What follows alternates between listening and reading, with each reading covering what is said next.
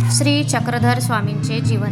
श्री चक्रधर स्वामी हे 12व्या शतकातील महानुभाव पंथाचे संस्थापक आणि महाराष्ट्रातील एक मोठे सामाजिक सुधारक होते. त्यांचा जन्म 12व्या शतकात गुजरातच्या भडोज शहरात झाला. त्यांचे नाव हरिपाळ देव होते. त्यांच्या वडिलांचे नाव विशाळ देव आणि आईचे नाव माल्हण देवी होते. ते राजवंशीय घराण्यातले होते. ते लहानपणापासून पराक्रमी व दयाळू होते. राजवाडा सोडून त्यांनी लोकसेवा करण्याचा निर्णय घेतला आणि गृहत्याग करून भ्रमंतीला गेले. भ्रमंतीच्या दरम्यान त्यांना विरक्त स्थितीतील गोविंद प्रभूंची भेट झाली आणि त्यांना चक्रधर हे नाव मिळाले. एकदा एक ससा मारायला शिकाऱ्यांनी कुत्री सोडली, पण ससा श्री चक्रधरांच्या मांडीखाली लपला. तेव्हा त्यांना ससा मारू नका असे त्यांनी समजावले.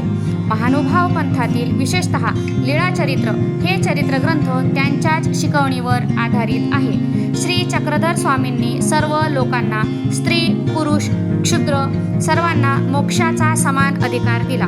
त्यांच्या शिकवणीने लोकांच्या जीवनात प्रेम आणि शांतता वाढली.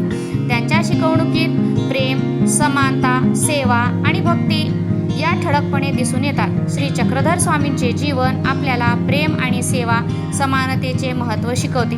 त्यांचे जीवन सामाजिक न्यायासाठी आणि आध्यात्मिक सुधारासाठी प्रेरणा ठरले आहे. श्री चक्रधर स्वामी यांनी मराठी भाषेतून लोकांपर्यंत आध्यात्मिक संदेश पोहोचवला, ज्यामुळे सामान्य माणूस सहज समजू शकेल असा उपदेश सर्वांना मिळाला. थँक्यू. लाईक करा, शेअर करा.